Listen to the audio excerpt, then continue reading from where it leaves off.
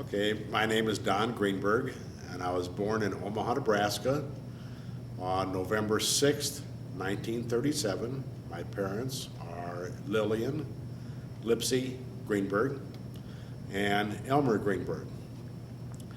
To start back in the beginning, my parents both went to the University of Nebraska. At the University of Nebraska, my mother was an SDT and my father was a SAMI. In addition to that, my father was an All-American football player at Nebraska. They met at a fraternity sorority party, as I understand, and fell in love. Went together through college. My mother said that my father had never dated anybody before, as I remember, but that all seemed to work out. They both graduated college in 1930, I believe. And even though my father had played football, professional football was not what it is today. I do believe he had a professional offer, but the offer was something less than $1,000 a year. And at the end of the year, you weren't sure whether you were going to get your check or not. So he opted to go to Crawford, Nebraska. In Crawford, he was a math teacher and a football coach, and my mother was an English shorthand typing teacher. They stayed in Crawford probably for 4 years, then came to Omaha, and my dad started coaching and teaching the same subjects at technical high school. And my mother also followed him there, and she also taught at Tech. In 1936, I believe it was, because I have the original set of books, my father left teaching, my mother continued to teach, and started Greenberg Fruit Company. My grandfather had always peddled with a horse and wagon and on the open market, but never had a physical presence in Omaha. So my dad borrowed $250 from the school system and $50 from my mother's father, and the books show a $75 bill for somebody for a tire. What that is, I have no idea. But anyway, he started business. And on the original set of books, you would see everything was handwritten, no typing, no computers. But you'll see he made a big sale to Buffett's, $2.12. Ben Newman, $1.10. Trimble Brothers, which was a large wholesaler in town at that time, might have been for $6. Central Market for 22 cents. And as he would collect those, you would see he'd scratch them off. And the books go on, and as the months progressed, he would divvy up the profits between his father, my grandfather, and himself, and pay down these monstrous loans that he had of a total of $300. And eventually the business became profitable. Originally they were a block north of where they ended up on the market, where after years later Independent Fruit Company went in. And then we moved down to 507 South 11th Street. And as the years progressed, we took bays on each side of us. While I came into the business in '59, after I graduated from college. While in school, I was in the ROTC program. Am I skipping some things along the way, or am I doing okay? You're doing fine. Okay. And they were going to give up I was in the assumption they were going to give up the draft, so I quit the ROTC program. And when I graduated college, my friends were all going to the service to be a 6 months officer, and I was ready to do that. My dad said, no, why don't you stay home and work? And so I did. Probably a year or two later, the government decided that my number had come up, and so I went down to the Fort North Omaha and took my physical, passed the physical, ended up applying for a deferment to stay home and work, and lo and behold, although I love my country, I didn't have to go serve. I was granted a deferment because it was what they called an essential industry, and so they continued to let me get up at 3 or 4 o'clock in the morning and go down to the market and work. But that said, memories of the old market. When we started, there were conservatively 300-400 grocers in Omaha. Independents owned their own stores. They all used to come down to the market, buy their supplies that day. Parking places were at a premium. When we moved out of the market 20-some years later, parking spaces were no longer at a premium, and there were very few independent grocers. As the old story goes, when one major supermarket opens up, 5 or 6 or 8 small stores go by the wayside, which is a shame.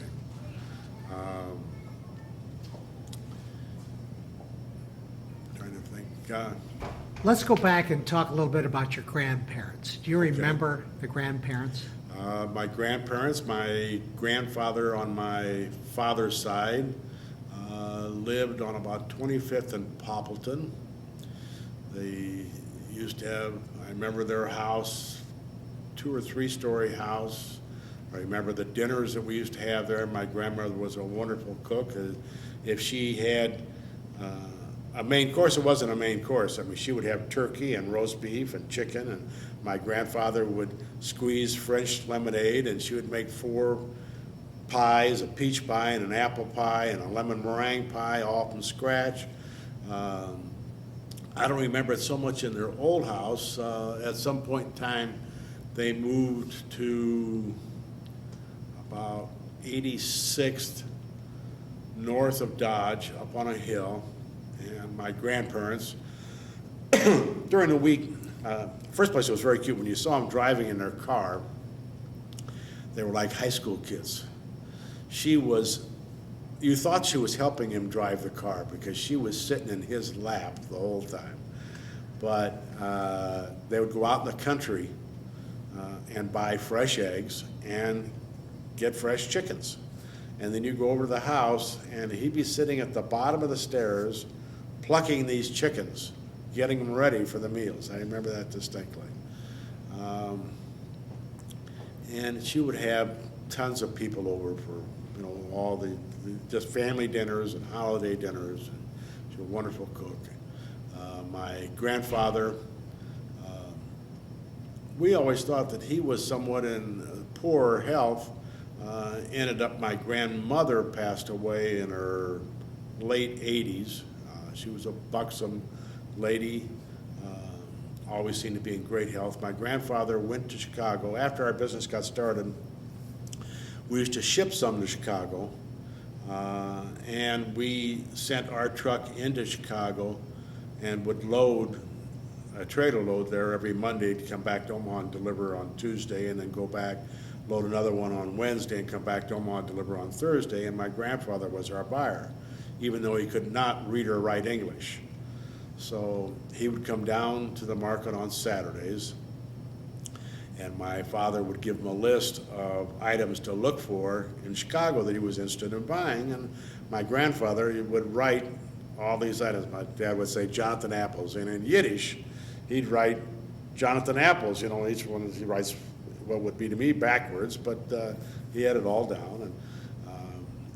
And when we got to be an early teenager, our treat during Christmas vacation was we got to go to Chicago with him. I remember that I went, it was a terrible snowstorm, and we walked out of, might have been the Drake Hotel, I forget where we stayed for sure, and he knew everybody. There was a police car there, and the police car gave us a ride down to the South Water Market, and he knew everybody on the market, and he did all his buying. I think at that time he was flying. He used to take when he first started, he would take the train to Chicago every Sunday. And then when planes started going, he would get in a DC-3. And that's the plane with the wheel in the back and they kind of walk uphill. And before they would load any of the passengers, they would come get my grandfather, the stewardesses, and walk him out to the plane. And he'd get on, and then they'd let everybody else get on the plane. And so when he'd come back to Omaha, they'd be unloading the truck, and even though he couldn't read or write English, every box of fruit has a label on it, and it's a distinctive picture and writing, and he would recognize that was not the brand that he had bought. He'd say, get so-and-so on the phone, and he'd call up and give him the devil and correct the situation. And we got to go with my grandfather, all the kids on occasion. My grandmother went with my grandfather quite often to Chicago. And she was a very with-it lady. She was a Marshall Fields buyer from the word go. She had beautiful things in her house, crystal and jewelry. And, she knew good from bad from the beginning and had nice things always, and a wonderful lady. And unfortunately, she passed away first, and then my grandfather continued to go to Chicago until probably 3 months before he passed away at about 94 years old. He was our buyer every week. My mother's parents lived on about 35th, just north of Dodge Street. I remember the house distinctly. We'd go over there and play. They had an alley in the backyard. We'd walk with my cousin Coley. We'd play around in the back, and my grandfather owned quite a bit of property on the north side, especially on 24th Street. He had an office on 24th Street. We'd go down there and play with all his tools and junk that it was more junk than it was anything else, but we'd go down, he'd take us down there. And he became sick in his early 50s and was at wasn't the Blumpkin home then, it was on 52nd Street. What was the name of that home? Share. Philip Share. Yeah, Philip Share home. But my grandmother, another very with-it lady, her name was Tilly, and she would spend her winters in Phoenix, mostly at the racetrack or playing poker, but it's a fun lady. My mother used to go out to visit her. They never took any of the kids out there. When I was born on 4424 William Street. I remember the house, detached garage, used to walk to Beals School, went there till middle of second grade, and then we moved to 5111 Cass Street, bought a home there from the Kulikowskis, and I started at Dundee School. From Dundee, we went to Central. And then from Central, I went to Oklahoma University. Graduated in '59. Met my wife, Nancy. Well, I didn't meet her then. I met her when we were going to school. I knew her all my life. Fun story about my wife. When I graduated college in '59, I went to Europe with 3 other fraternity brothers. My wife, Nancy, was going to be in Europe the same time.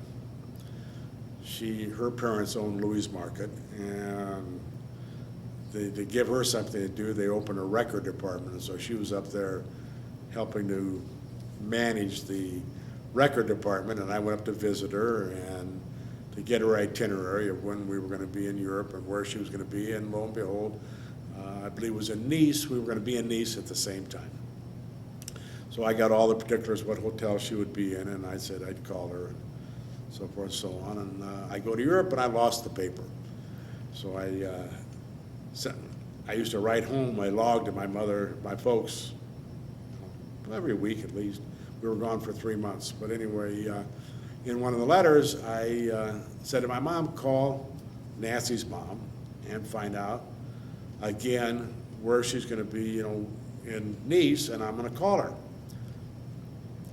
Well, I never got that answer because Nancy's mom, I'll say excitedly, maybe it wasn't so excitedly for Nancy's mother, wrote Nancy and said, Mrs. Greenberg called and Don wants to know where to visit you in Europe and wants your address.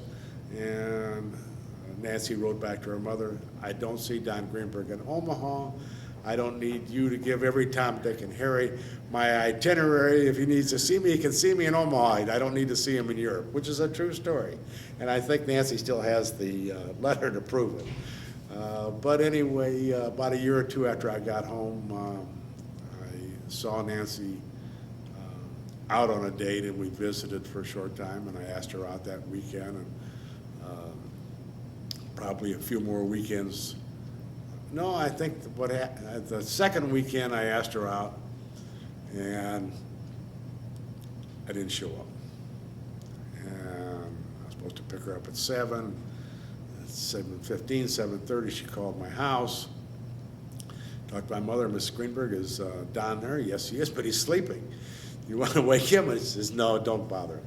I got up early in the morning, and I had gone to sleep to take a nap, and slept through the date. So I got roses and trinkets and went over there and apologized and explained to her that I got up very early in the morning and to work and that accidents happen. And so she did forgive me, and we started a date. And I had a bad habit. I would not call her for the next weekend, even though I knew I was going to take her out, until probably Thursday, Wednesday. And so one of those weekends I called, one of those weeks I called, and she told me she was busy. Already had another date. And I said, well, I thought we were dating. Well, I thought we were too, but you hadn't called yet. And I said, well, you have two choices. We can either quit dating or you have to break the date. And she did break the date, and I guess, as they say, the rest is history. We did get married. Don, let's go back, and do you remember the maiden name of your Greenberg grandmother? Robinson. Did she have any siblings here in town? No. She had no siblings. She had a relation, the only relation of my grandmother's I remember none of my grandfathers, she had a relation, Benny Robinson, who became a doctor, and he went to Creighton University studying medicine. Tall, very deep voice, older than I am, so I'm assuming by this point he must have passed away. We lost contact with him years and years and years ago, so can't tell you any more about him. My mother's family, I know none of my grandparents' relations.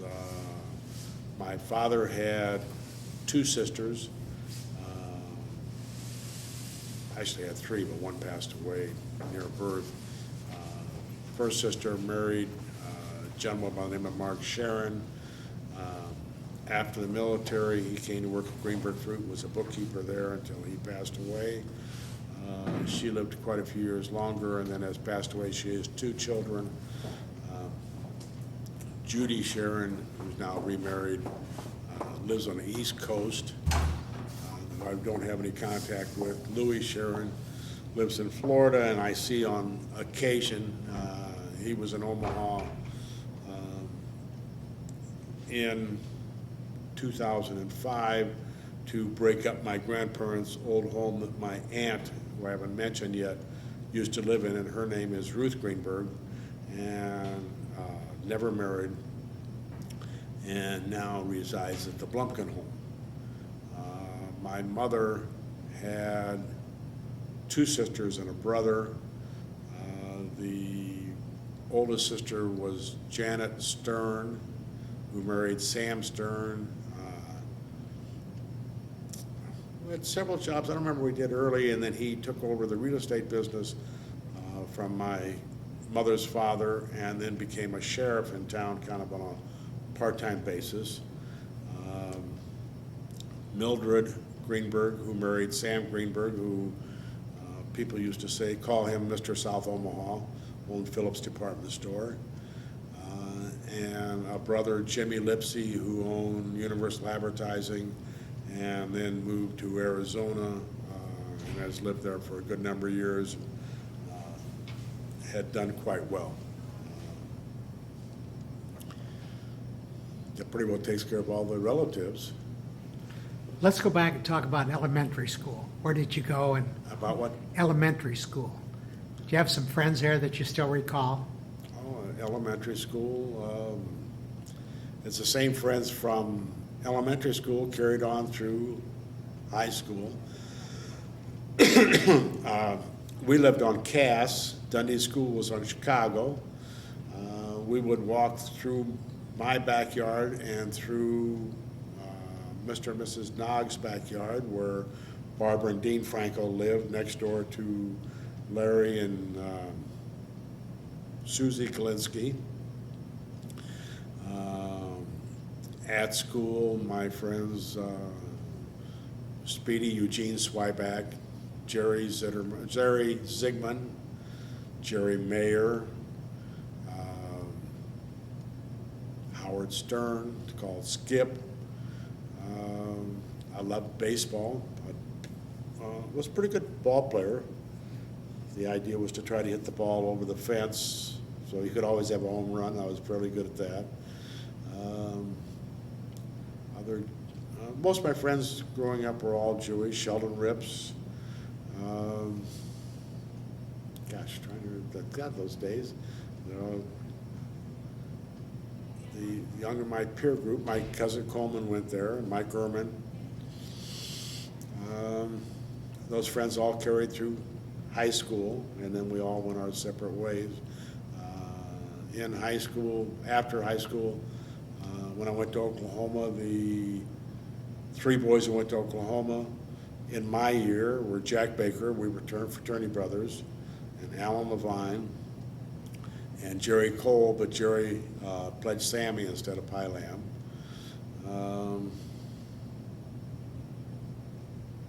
All good memories. Let's go back and tell me about a typical day at Greenberg Fruit Company. Well, a typical day at Greenberg Fruit Company, there was quite a difference between a typical day down on South 11th Street and a typical day on 97th and I Street. A typical day on South 11th Street during the summer would start at 4 a.m., always on a Monday or Thursday, and if we really thought we were going to be busy, we might open the doors at 3 a.m. We would work until, not unusual to work till 5, 6 o'clock in the evening. So it was not your typical 8-hour day. We would open the doors. My dad would love to tell me that, okay, you've got 16 trailers for tomorrow to unload.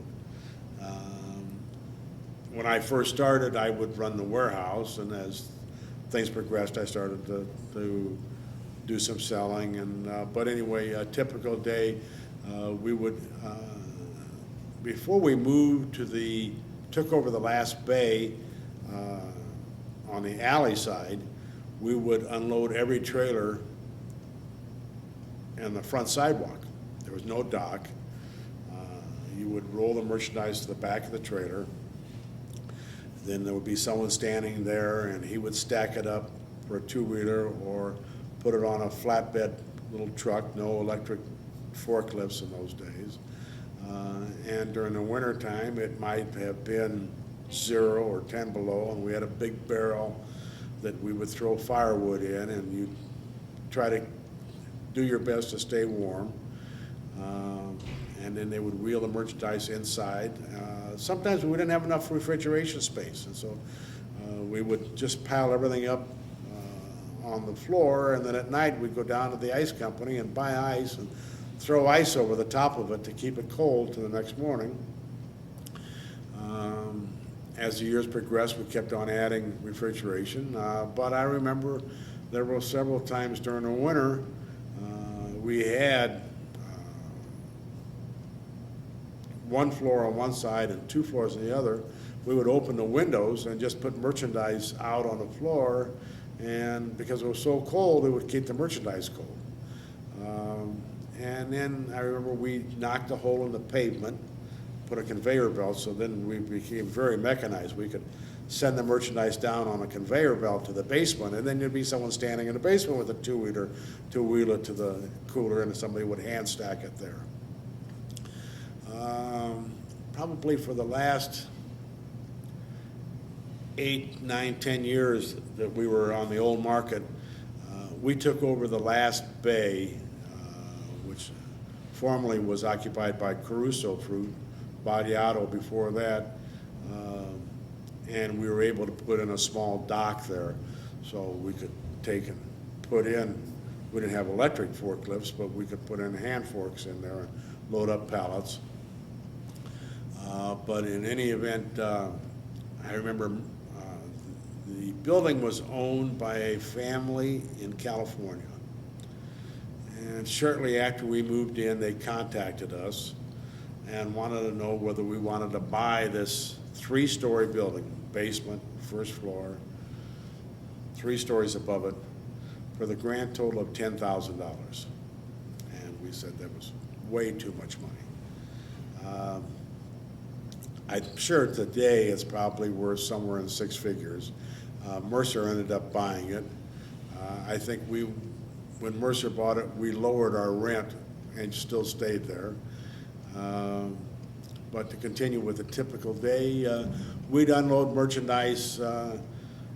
We'd get as much merchandise as we could off the trucks if we needed to deliver them, and then we'd start setting up our deliveries, and we'd get the orders and divide them into territories and start loading trucks and sending them out all day long, and come back, reload them, and they'd go back out again. And then once we get all the orders delivered, then we'd bring back in those trucks and finish unloading them, finish getting everything put away. And during the summertime, which was a busier time than winter, there was more 3 and 4 o'clock startings than in the winter, because your volume, you have so many more items to sell during the summer than you do during the winter. And a couple times a week, now all the strawberries come by truck, but in those days, if you wanted to carry strawberries, you would get them in by Railroad Express. And so after I would go to work at 3 o'clock or 5 o'clock in the morning, I'd finish up, and my Nancy would come down with the kids, and we'd go somewhere and have dinner, and then we would go drive up underneath the Union Pacific station, and that's where they would bring the rail car in, and we would sit there and visit with the kids and play around until 6 or 7. The train was supposed to be in at 6, and it was usually always late, and it came in at 7 or 8 or whenever.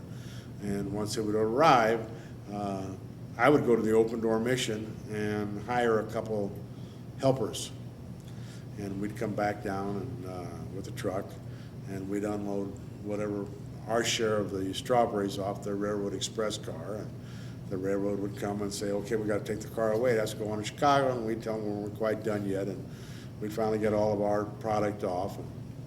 But this time Nancy and the kids had gone home. Some nights the train was very late, and by the time I would finish, it would already be 11, 12 o'clock at night, and rather than go home, I would just park my car in the alley and go to sleep in the alley for the 3 or 4 hours I'd have left, and then someone would come and wake me up to open the door, and we'd start the business the next day. After South 11th Street, well, to finish up what happened there, we were very content. We knew we should move, but didn't want the expense and probably were afraid to move. But one evening, we had a shipper come in from out of town, and I was busy showing around what we were very proud of, our warehouse, very antiquated, very old.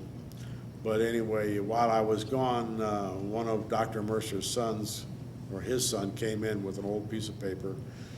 I still think to this day he took it out of the wastepaper basket, found a clean sheet, typed a note on there that at the end of 30 days we would be evicted.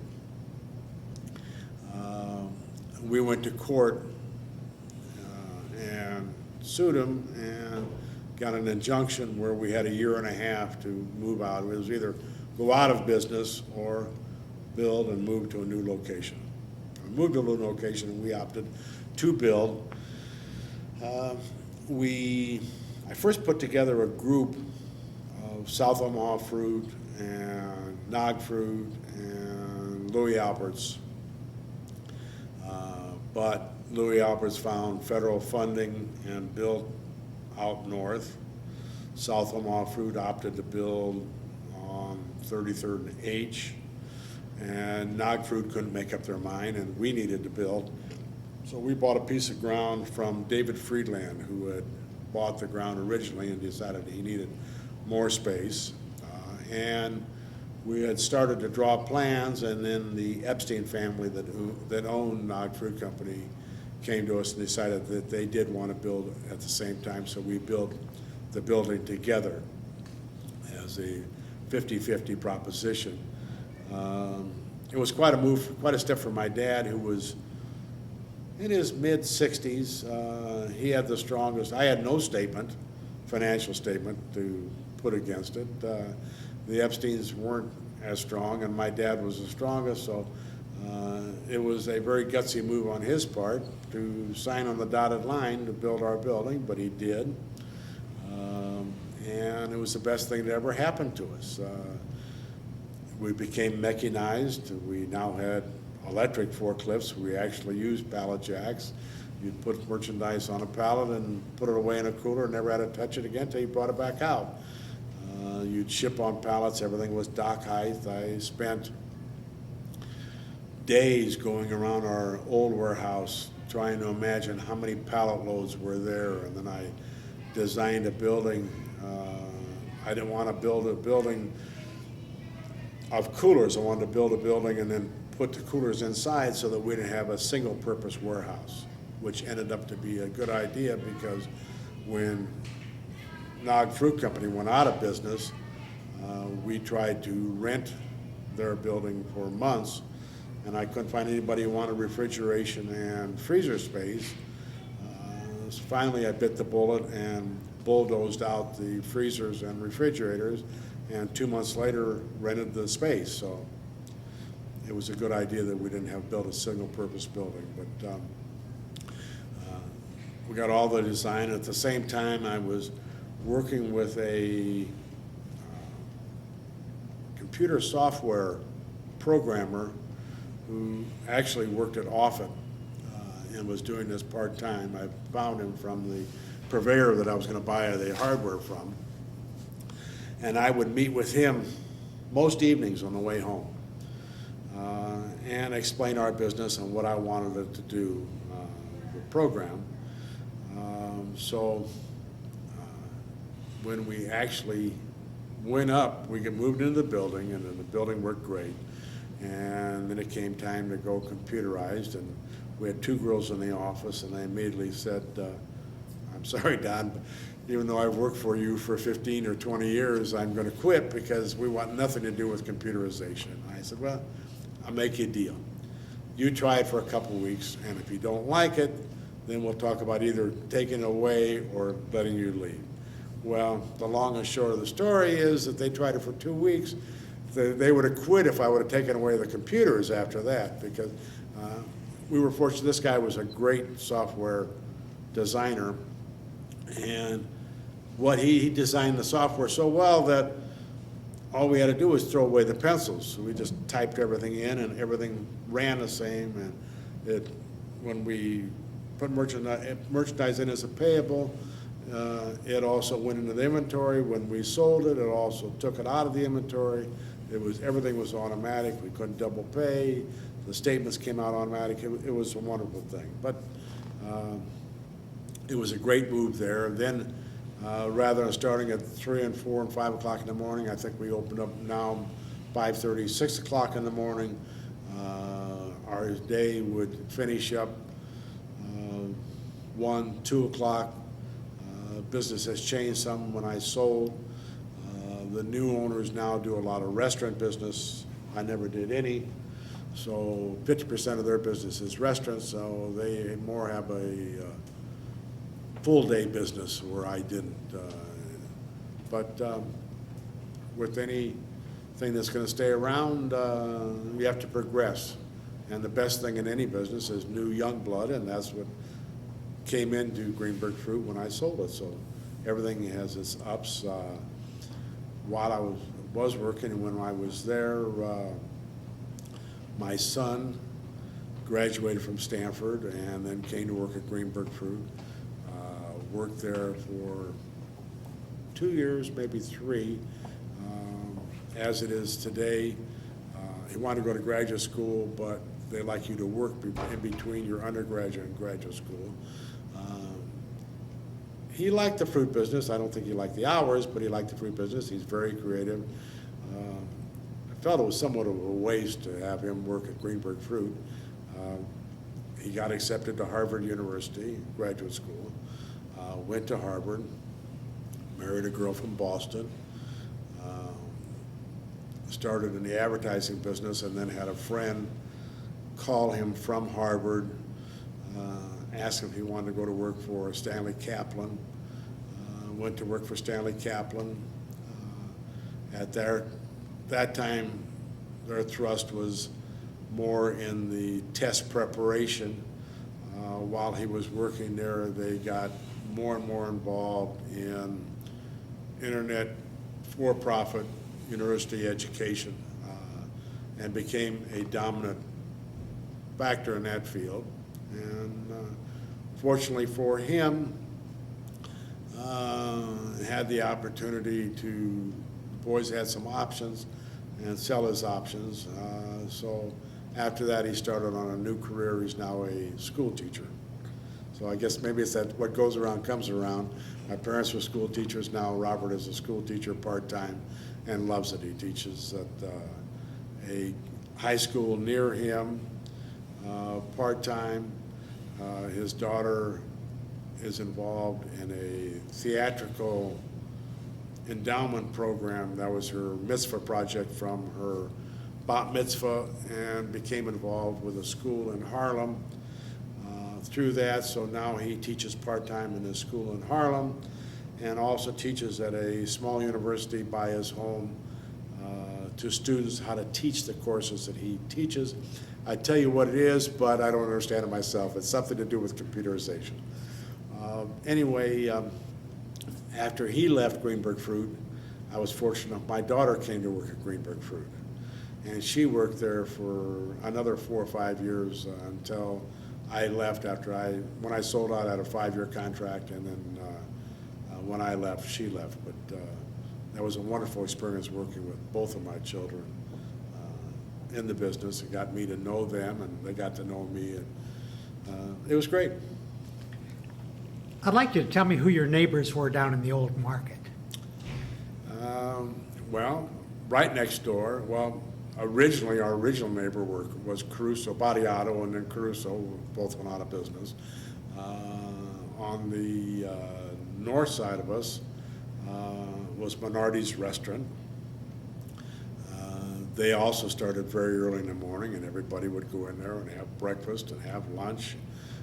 Later during the day, they'd play pitch. My grandfather-to-be, Louis Paperny, would spend many hours a day playing pitch there, and they would call him from Louis' Market. They wouldn't call there. They'd call to Greenberg Fruit and say, "Have you seen Louis?" And our instructions were always the same. "Haven't seen him all day long." And then we would walk next door and tell Louis that they're looking for him at the market again, And so he'd get in his big Packard and go back to the store in Benson. I remember they used to play a game called Horses there, where there were 5 dice and like a little cup, and they would shake it, and they'd play for breakfast or play for money. And in the afternoons and evenings, they also served liquor. The card players probably would have 1 or 2 too many, but they'd be there late. Next to them was Sam Monaco, and it later became Monaco Vitale, and they would handle all the homegrown merchandise. The local farmers would bring in most of the merchandise to them, and they would resell it to the grocery stores and chains. I left out the fact, to the south of us, after you got past the alley, which is now a parking lot, used to be an open-air market. And people would come down there weekdays too, but especially on weekends. And there'd be, everybody was right, and they had their own little stalls. I don't remember anybody, a lot of Italians, but I don't remember anybody Jewish.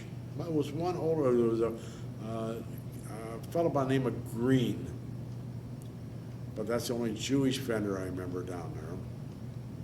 Sartinos were there. They handled most of the watermelons in the city.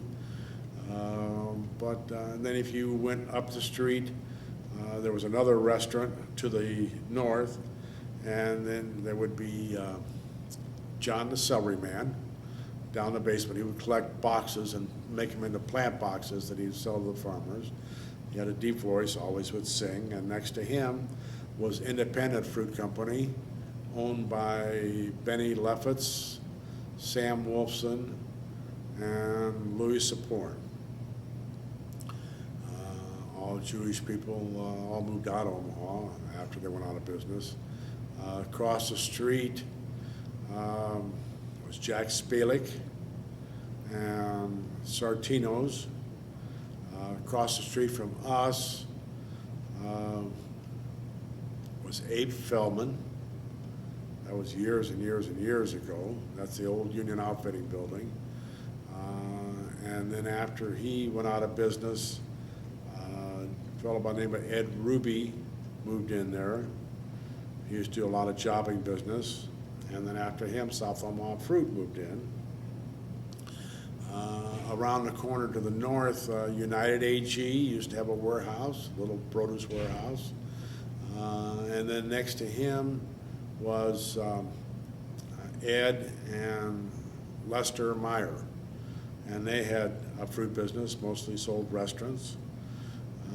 Across the street from them was a very nice older gentleman by the name of Charlie Benson, who occupied the building, the Galinsky Fruit Company, which was a major fruit company in Omaha years before I went into business, went out of business. But today houses the French Cafe.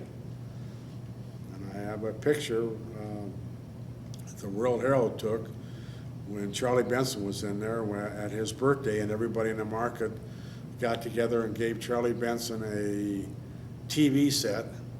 And Celery John, the singer that I referred to, was leading everybody in the birthday song. They had a story in the World Herald, and I have in my office the picture from there. That pretty well covers it. I talked about dating Nancy and sleeping through dates with Nancy. Well, fortunately, after quite a while of dating, actually, Nancy was ready to get married before I was.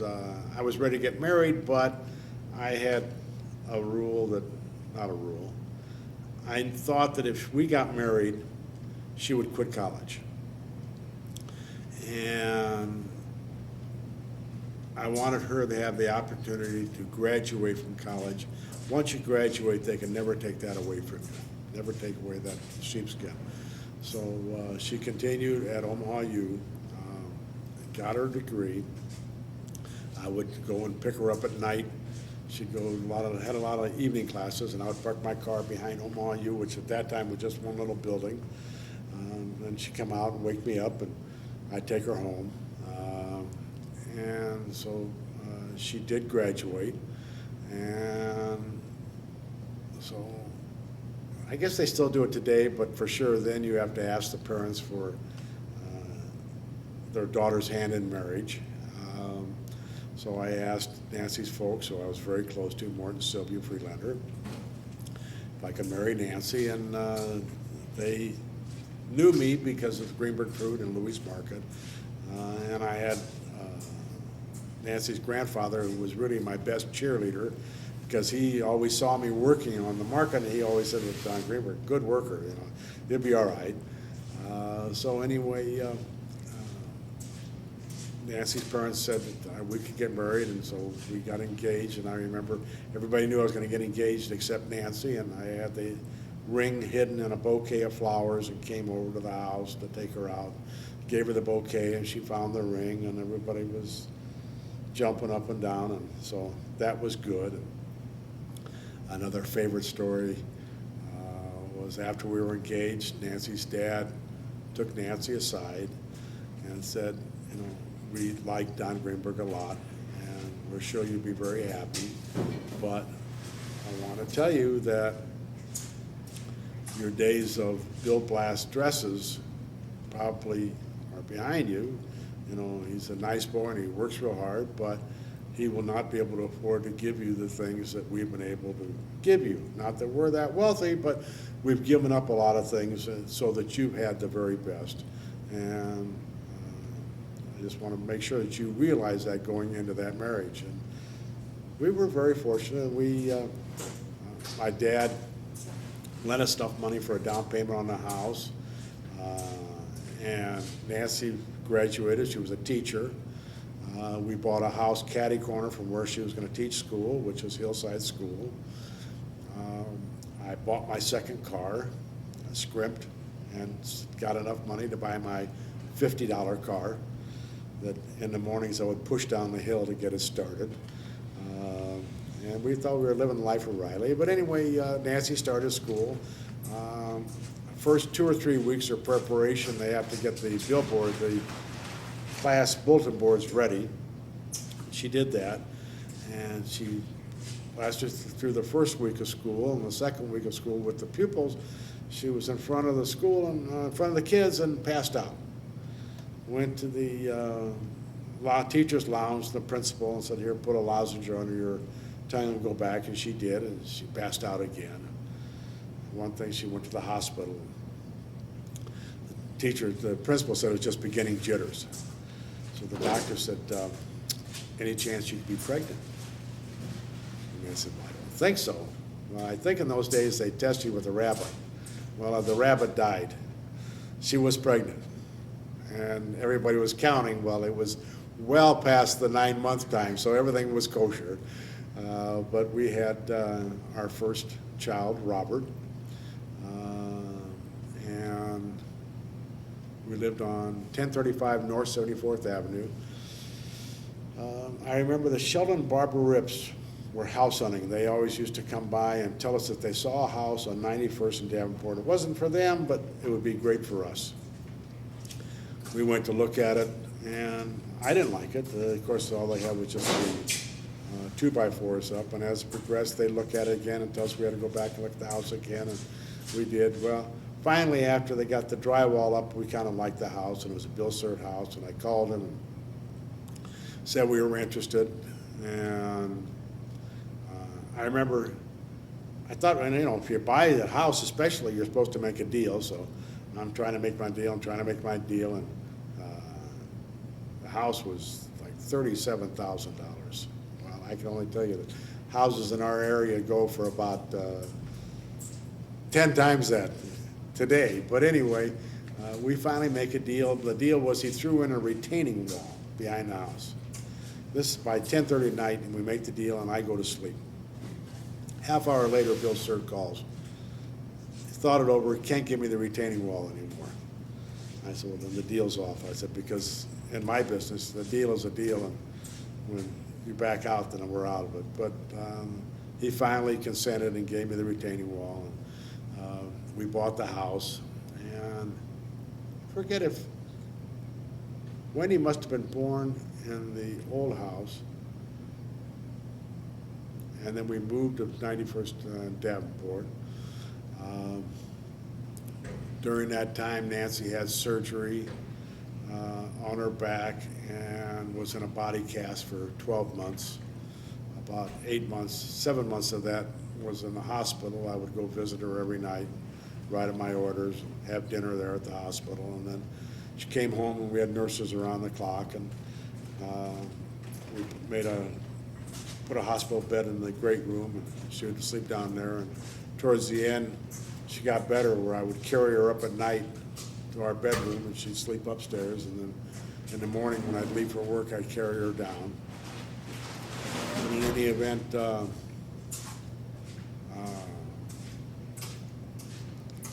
Wendy was born, the kids grew up, went to Swanson School, middle school, West Side High. Robert, I said, went on to Stanford. Wendy went on to college. Both graduated, got married. Robert married his the girl from Boston that he met when he was on the East Coast. Wendy came back from college, went to Syracuse, came back, and then later met David Goldberg, who she married very happily to. She has 3 children, Joe, Molly, Sophie. Robert has 2 children, Hallie, Holden. Joe is the oldest. Hallie and Molly are about the same age, and Sophie and Holden are about the same age. We see each other for all the holidays, not all the holidays. We spend Passover with Robert. Most of the time, Robert will come in with his family for either Yom Kippur or Rosh Hashanah. We have Break the Fast and have had for 40-some years. It's a small, intimate group of about, last year we had 115 for Break the Fast. We have Rabbi Kripke. We used to have the clergy from Bethel, but we have all the clergy from Temple. Of the 115, I would say 85–90% are relatives, and 10% are a few very close friends. And it's a tradition. It's an easy holiday to have, easy for me to say because I don't have to do all the work, but everybody comes in stages. You've got the people who don't go to shul. They're there early, and then you have the temple people, and they go through the line, and then you've got the Bethel people, and then you've got the Beth Israel people. So it's kind of staggered out, so you can have 115, whether it's nice weather or bad weather, and the house seems to hold it all.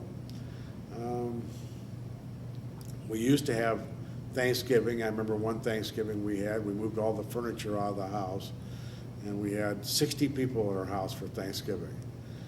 I rented 2 stoves from one of these rent-to-own places. I worked a deal, and they came out, and then I had my electrician come out and wire the stoves, which was illegal, but so we had 3 stoves working for our Thanksgiving. It was a great, great holiday. Now my sister-in-law Pam has Thanksgiving, and she does a wonderful job. I have a coach here that is behind the scenes, behind the camera, Dr. Benny Nachman, and he said he wanted the final routine, the final hurrah of this tape, and my coach said that he wanted me to tell my children, my wife, my family, my grandchildren, that I love them. Well, what he doesn't know is that that's very easy for me to say because I don't talk to my children or my grandchildren or my wife without ending each and every conversation with the words, "I love you." And it's just something I do always. And when we send a message, we have a code. Every message is ended with the numbers in a letter 6011D. My wife has a license plate that says 6011D. And what it comes from is Louis Paperny, Nancy's grandfather, Nancy lived with her grandparents till she was like 13. But in any event, Louis used to ask Nancy, Tanta, how much do you love me? Well, the biggest number or thing that she could think of was she used to always say to him, 60, 11. So in our family, when you want to talk about love, you always say 60, 11. So first place when I talk to my kids and my grandkids, you pass in the night anywhere, you know, and the last thing is always I love you. And when you send a message, the sign off is always 60, 11. So it was an easy task that Benny gave me to tell my kids I love them because, as we say, 60, 11.